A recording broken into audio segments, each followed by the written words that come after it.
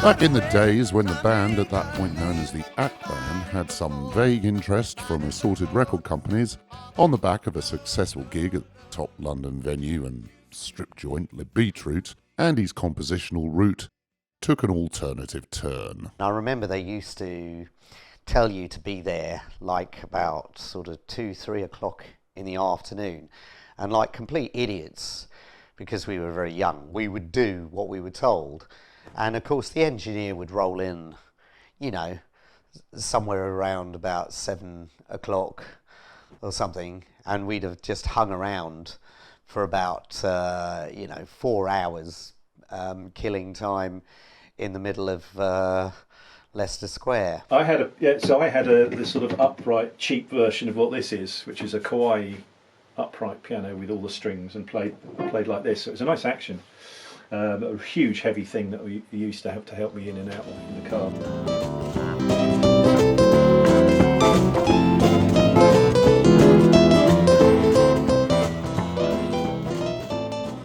I just had my teeth out and I was like a hamster, and with painkillers, but determined to come along. The show must go on, so I still did the gig. Yeah. I mean, Le Beetroot was kind of a funny one because it had sort of a reputation. A lot of people had played there, and Madonna and Spandau Ballet and all these big names. But I think by the time we got to playing there, I think it's sort of like a lot of venues. Its glory days had maybe dissipated, and but you know, a lot of A&R people still went down to that club. It was 1986, and Andy even had hair. Initially, as a bit of in-house PR, he decided to pen a Christmas tune and send it out to all the record companies the band was attempting to court, with their then fairly incompetent manager. That was Andy Mitchell's Gary Lee period, and we were of that period, and that went very sour, and caused a lot of upset, and out of that the band split up. But that was over, I don't know how long, 18 months? From the very early stages of Gary Lee, I came in right up to his demise, death. Well, it was real death, but death in our lives.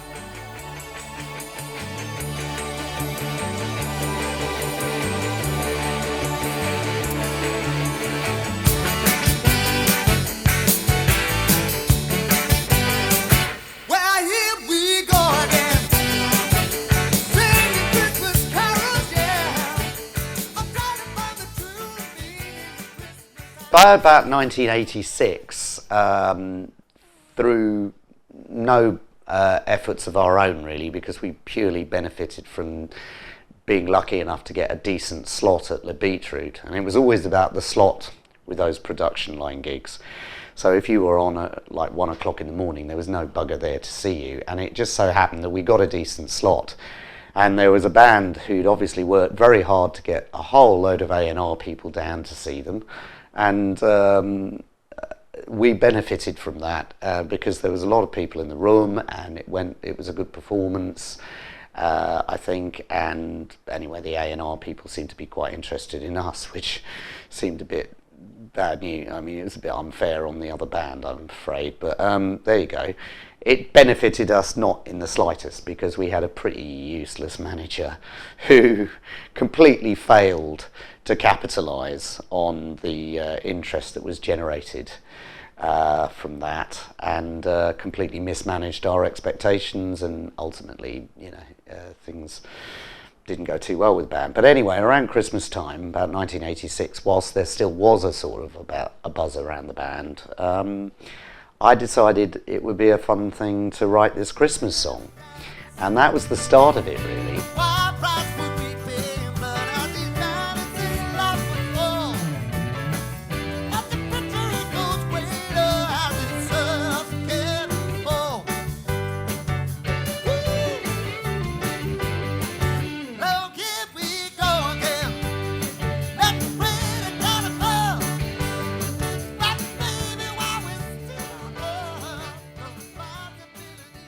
So I did the Ode to the New Year really just as a kind of a a way of sending a Christmas song to all these companies, like a kind of a corporate thing. And I think I got the idea at that time from the fact that people like Air Adele, who used to do a lot of film music, and I think was owned by Air Studios then, I'm not sure, used to send something like that to my father. He used to get lots of these kind of promotional things at the studios, and I suppose that's what inspired me. But of course it led on to a kind of a yearly tradition of me penning something and making poor Neil put it down, and we used to demo it in his studio. And then it kind of, it led on to all the various offshoots of that. But that was really the idea.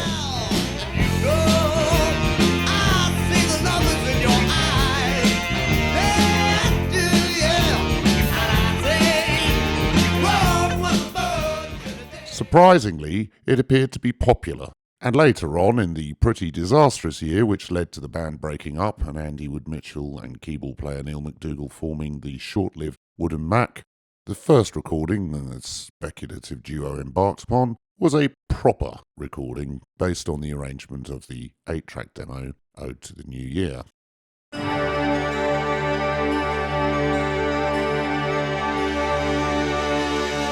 Understand light that is coming down, showering earth, and every town is low.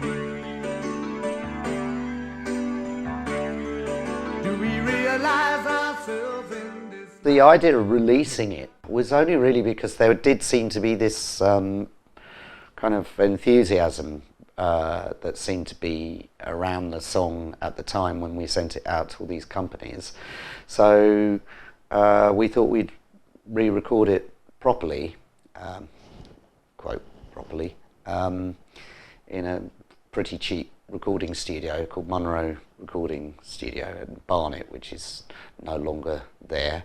And and that's how it sort of came about. We used the Korg DSS-1, which is like a sampling keyboard at the time, which is very exciting, except it only had a few samples and you had to put a floppy disk in. Do you remember floppy disks? You had to put a floppy disk in to load each sample. So everything took ages to load, and then the sounds were limited, so a lot of the sounds we used on the original were based on the fact that we had the sound sample on the keyboard.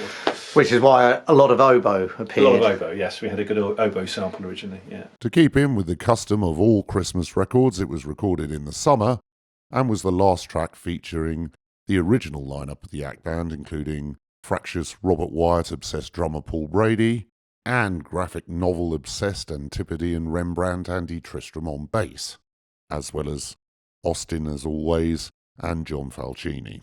Recorded at the now defunct and possibly then defunct Monroe Studios in Barnet, the plan was to release it as a single. It was a very hot day, I remember. In those days it was because you needed so much lead time before you released it in December. So you had to record the thing and get it all done in order to do all the PR and get the prints and get the record pressing and all that sort of stuff. I mean, it's not really relevant today because we don't have the same kind of release schedules. It's a completely artificial thing, release dates now, because everything is digital. So in fact, unless you are releasing something on vinyl, it actually has relatively limited significance.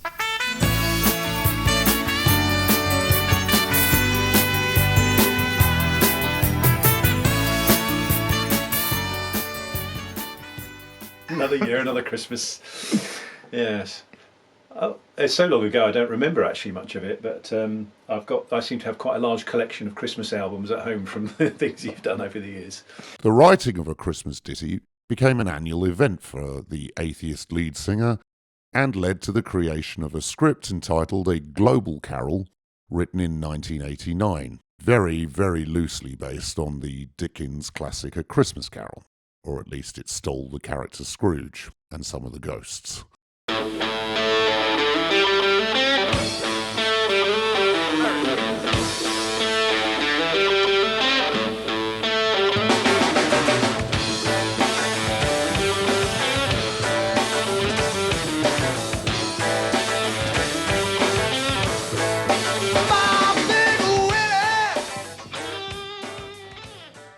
The AM Band, as it was then, re-recorded some of the original demos to make some more demos, but this time with live instruments on a soundstage at Elstree Film Studios. Yeah, which was a good place to record, but we were still only using a little 8-track and a cheap mixer and whatever free mics I had at the time. Any other day than the 25th. Oh Lord, yeah, I said, now give me. That really was one take stuff. That's fine, that'll do. But I think after that we started to use an amp and mic up an amp because it sounded better. If you could try and leave some of my high frequency hearing intact, Austin. That's the sound I want. Yeah, brilliant. Yeah, that. Even when we did them with the band at Elstree, they were still quite ill-formed, and what we were doing when we did the stuff at Elstree was essentially to take some of the 8-track demos that we did in Neil's flat originally and then put bass and drums and add guitar and sort of try to make the recordings whole. So they were still a bit of a hodgepodge, really. Some news just in. The former Republic of the Soviet Union has declared war on the Russian states. Northern Ireland has declared war on its previous neighbour, Era. Israel has declared war on Lebanon. Lebanon has declared war on Palestine, who have promptly declared war on themselves. Johannesburg has declared war on Cape Town. Barnet football team have declared war on Watford. Watford have declared war on the Scilly Isles, who have declared war... Is there any hope at all for these pathetic, misguided creatures? You were one once. Was there any hope for you? Not another song. Oh, that's the trouble with musicals, there's too much music in them. An audio production of the story was recorded in 1994, and a makeshift video of Ghosts of Christmas Future was cobbled together in 1995. And then that was about it.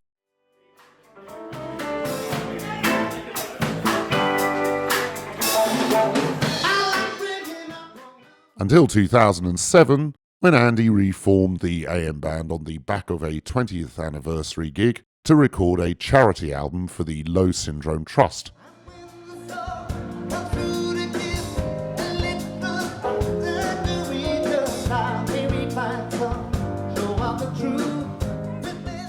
Which featured 6 messed about versions of these classic Christmas songs under the pretentiously titled Christmas Suite, with an additional track originally written for the funeral of Andy's dad, written in 1996.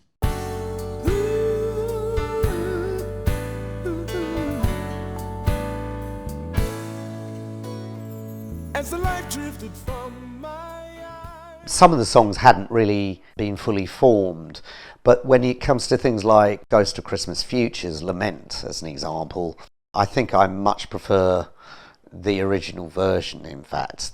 And to some extent, the reworking only makes sense when you hear the original form of it. So if you haven't heard the original version, the reworking it's okay, but it doesn't quite make sense unless you've actually heard the original, because it's almost like a remix. So it was one of those things that, I was young then.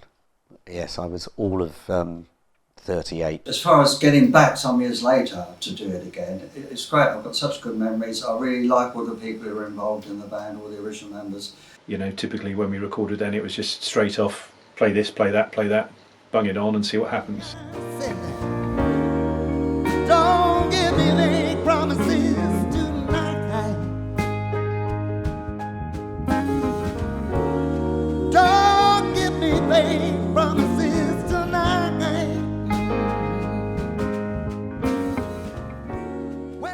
So, continuing with the annual charity concert, a slightly augmented version of the AM Band, now only featuring 3 original members, embarked on a live stream performance from Metropolis Studios in 2021. The recordings would form the basis of a brand new album of the whole project. Now you need to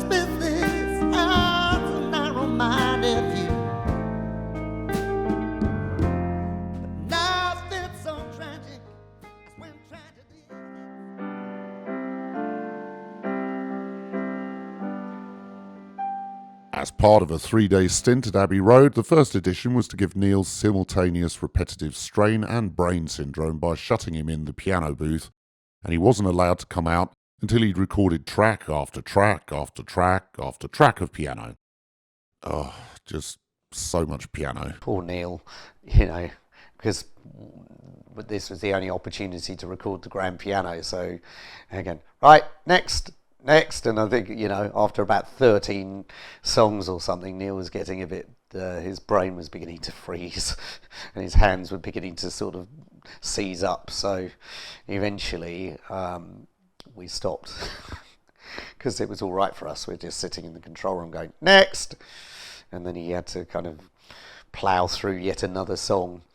So it's not so much like a sort of delicate creative process as more of a bludgeoning process of another song, and me with big hammers going boom, boom, boom. Well, why is it there? Because that was where we are. Yeah. I don't know. I guess we'll find out. Next up, a slightly chaotic string session, as is Andy's wont.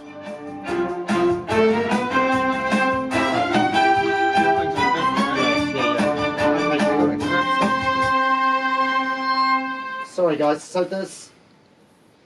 So your bar 7...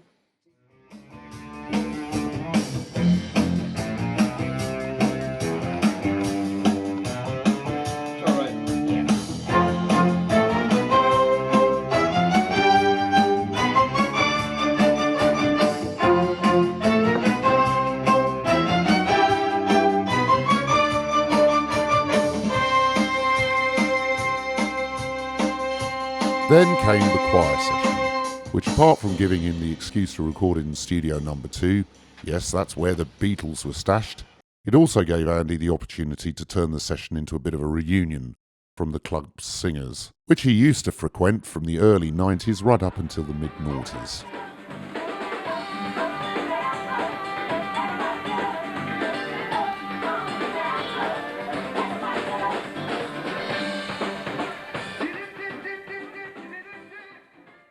Normally when I've done choirs, I've usually had no more than about 9 or 10 people, just simply because of the cost of it.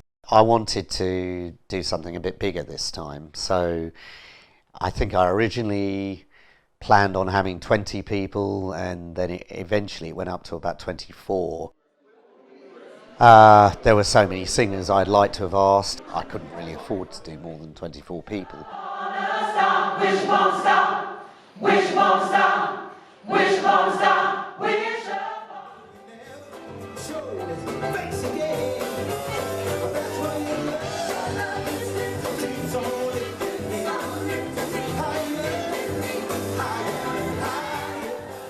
A lot of the singers that I have known throughout the years, people I like to laughingly call part of the session mafia, but they've all, some of these artists has performed with some of the biggest names in music, and I was very honoured to have them all on this record.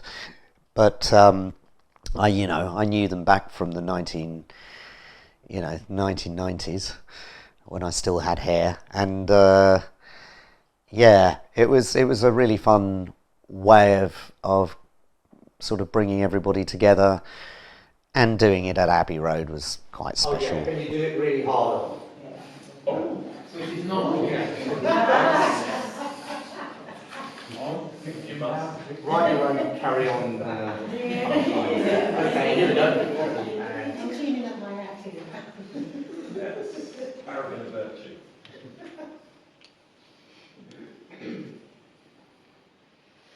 Love shine over me.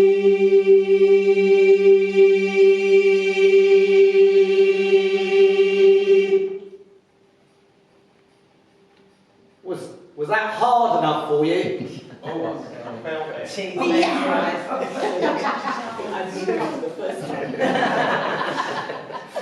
Right, so can we track that then? Yep. Here we go.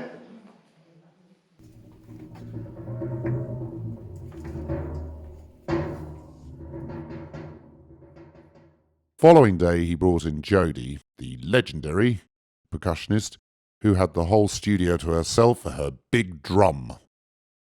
And as Mike Oldfield's previous tortured soul was obviously hovering around, she put down some tubular bells.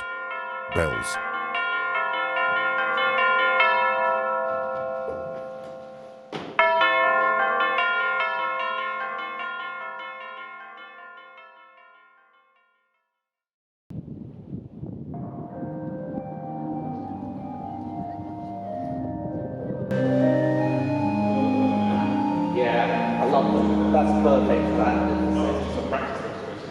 Sorry? That's a practice restoration. Oh, is it? It's quite important. Well, for that little figure, that's perfect. But with the arpeggiator thing, I think the fluty thing tonight will probably want some grander stuff underneath. I'm almost wondering whether we might do two different tones. Then Andy decided to confront Neil with his nemesis. In the rural charms of Hampstead Garden suburb lay the sepulchral creature, and in the end Neil decided he'd rather not. Yeah, I think I've got a phobia about classical organs. Yeah, with a piano, of course, you can play, and you can play with expressions, soft and loud and so on, but with an organ, it's on or off. It shows up every slight mistake, and you have to hold the notes on. And although I don't mind playing Hammond, the classical organ, the church organ, just I had to say no.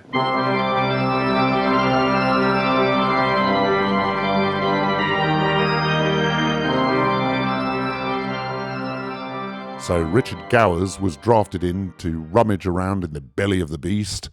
Yes, I think we've bled this pseudo-religious hammer house of horror and heavy metal reference anemic to produce a sound that was suitably magnificent. And yes, there's no sarcasm. I'm not wearing my sarcasm hat when I say this.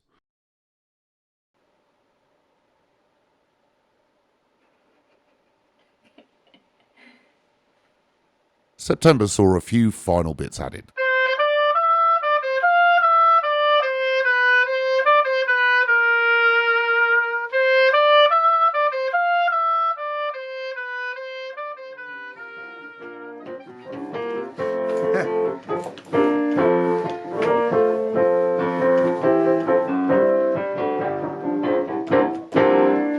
Like Neil and Andy, another remnant from the 1980s featured on 2 tracks.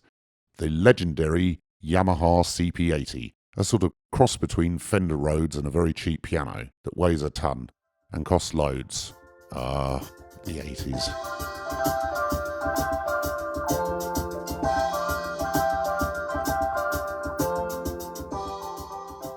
Yeah, it's fun. It's a bit nostalgic. I mean, I never had one of these, but a keyboard player that I knew at the time, Francis Haynes, I was very jealous of because he had one of these.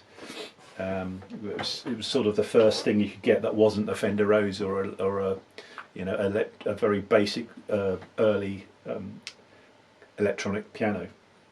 So it's the first thing you could get with a proper action and actually amplified and it was relatively portable. So it's a great fun thing. It's very nostalgic to play. I mean, this particular one's got some very interesting notes that sort of hang on, and the sustain. You have to keep kicking the sustain pedal to get it to work, like that. Oh, now it's staying on.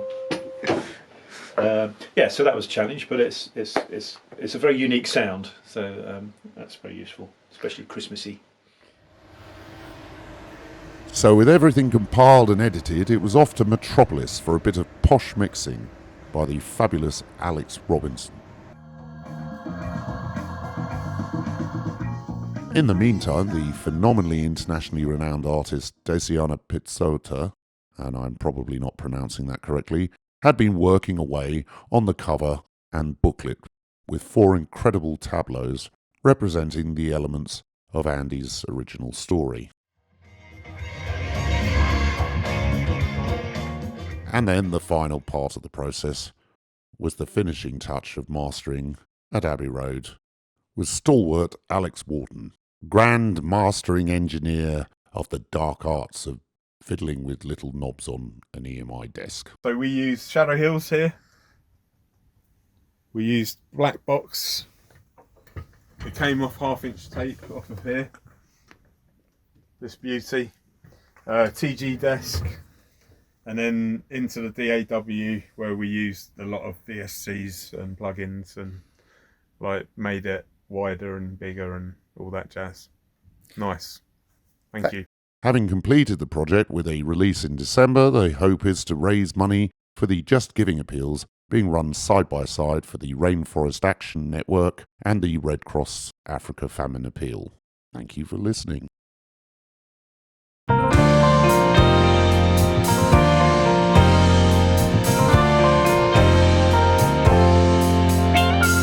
As the light drifting from my eyes, my spirit ascends way on high.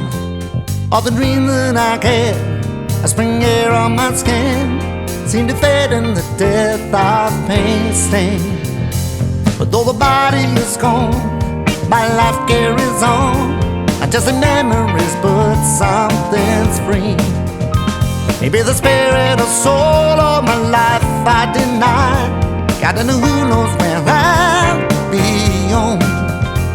Well, his life carries on in some form to redress and remind me of all that he'd done.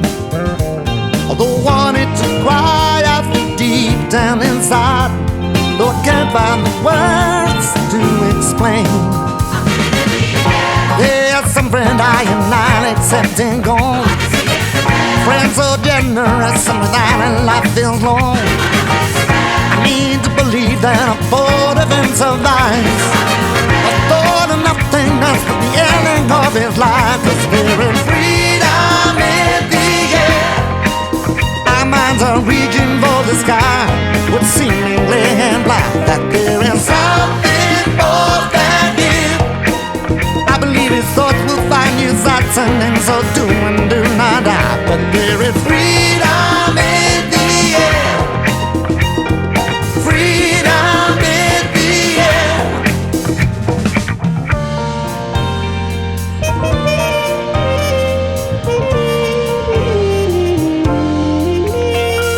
His accomplishments throughout life can never be made undone. In his moment on earth, he gave me so much, and his vision will linger on. Though the road seems so dark, I believe that it's true, that a man can find peace in the heart of a natural world where we each have a place of a so lonely but seething part. I won't try to deny feeling such loss as I really find hard to describe. But I know he is there, it's so far to behold. If my visions allow me to find, I feel it in the air. There's some friend I am not accepting gone. A friend so generous and without a life alone. I need to believe that a body fit survives the thought of nothingness with the ending of his life.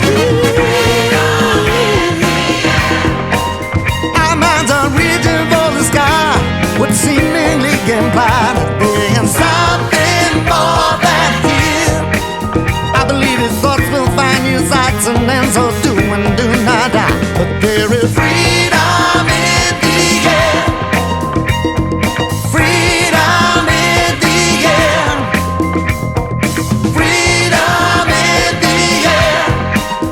Our minds are reaching for the sky with seemingly implied that there is something more than here. I believe his thoughts will find you sights and so do and do not die. There is